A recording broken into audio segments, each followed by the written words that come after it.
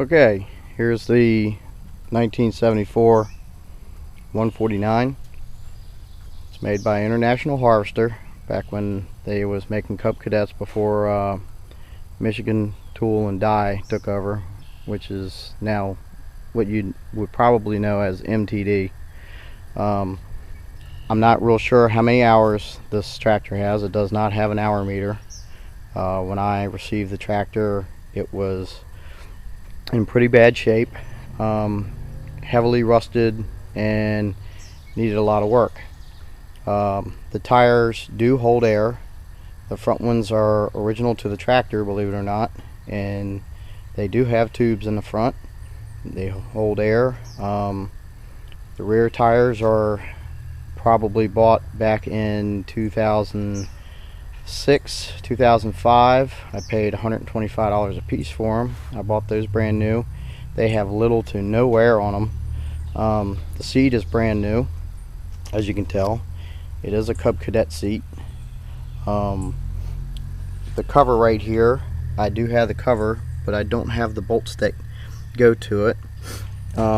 It does have a plastic cooling fan for the transmission. There is a roll pin right here that may need to be replaced in the future. It looks like it has maybe a little bit of play. That's how much play it has in it. I mean, it's probably about maybe 3/16, 3/8 of an inch. There is the shear bolt that goes to the front of the dry shaft. The dry shaft is what runs the tractor, and it does not run the mower deck or the PTO. The PTO has a 1/2 inch belt that runs down through something called a mule drive and runs up to the pulley, and all the deck spindles are greasable. They all have grease fittings. The spindles are pretty tight for being as old as they are. They don't have very much movement at all. I always grease the mower deck about every 5 cuts, and I always put about 4 to 5 squirts of grease in each one. The front axle is a cast iron axle, and you'll see grease fittings on each of the ends of the axle where the spindles are. It is cast iron, like I mentioned. There's the adjustment for the mule drive. It has a spring-loaded pulley, which I had already greased these pulleys with a grease needle, so they're ready to go. And this is the adjustment. By screwing this nut down onto the bolt, it pulls the pulley back, tightening the mower deck. Here's the front grille, and there's the only problem with the front end. This is cast iron, and this is just a crack. It's been like that since I had bought the tractor. Headlights do work, except for this one is has a wire tab that is not hooked up. As you can see, I have it tucked away out of the way of the pulley. As we open up the hood, this was not a full off restoration. This was just a restoration on the outside. I did not pull the engine to do the inside of the frame, or I did not do underneath the hood. That is the original paint in the original condition that the tractor was in. There's the access to the headlights, and there is the tab that's broke off, which this wire,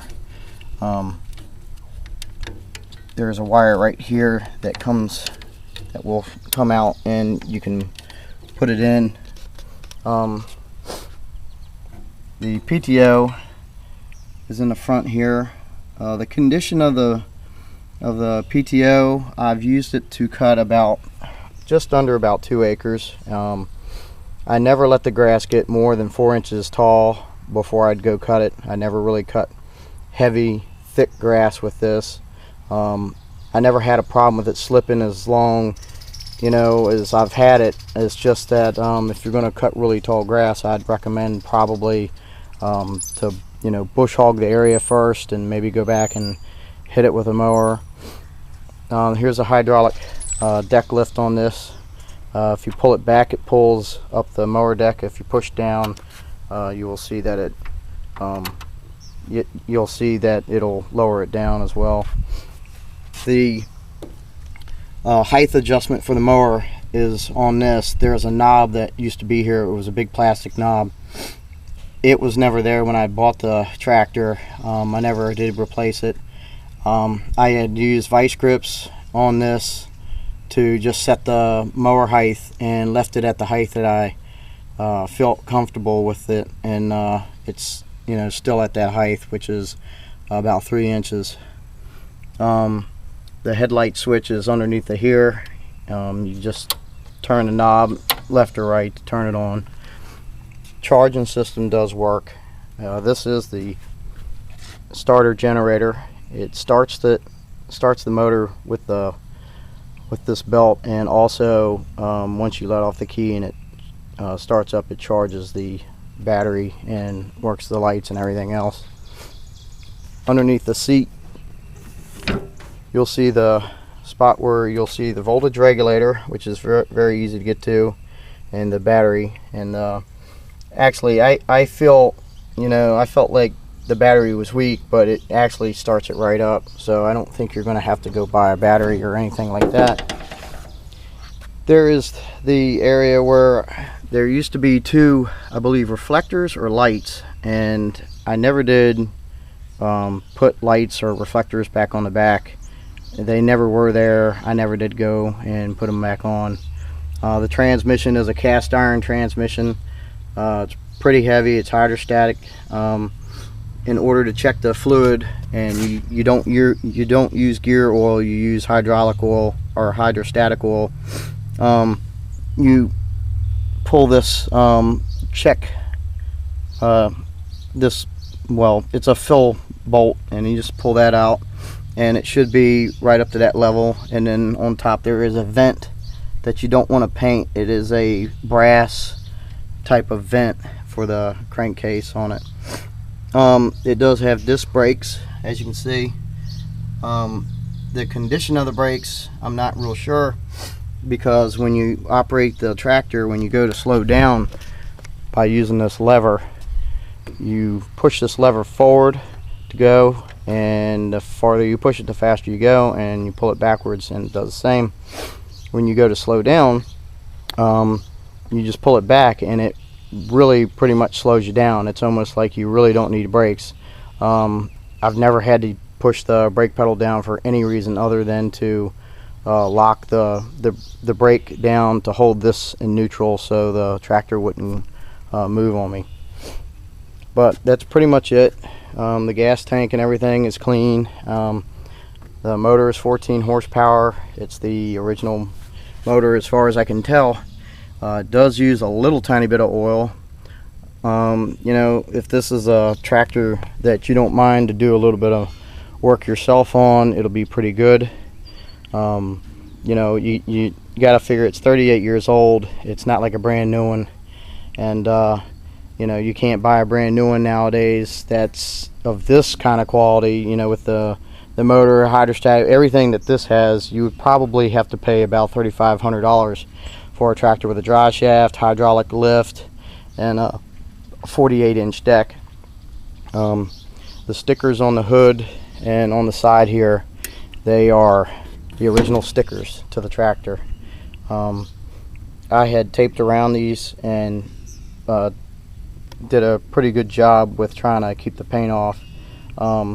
This fiberglass tower right here has got some wear on the corners from when this thing runs. Apparently after 38 years it had wore a area, because the way that the engine is orientated in the frame, it shakes back and forth from side to side.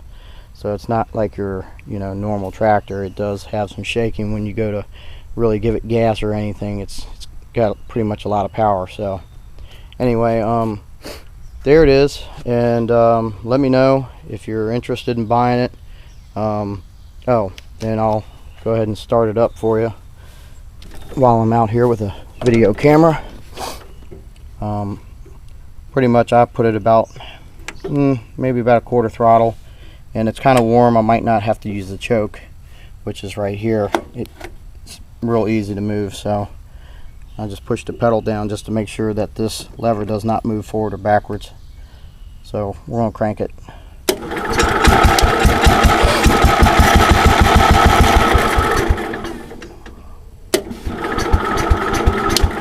And we'll have to choke it, and then we'll have to start it and take the choke off.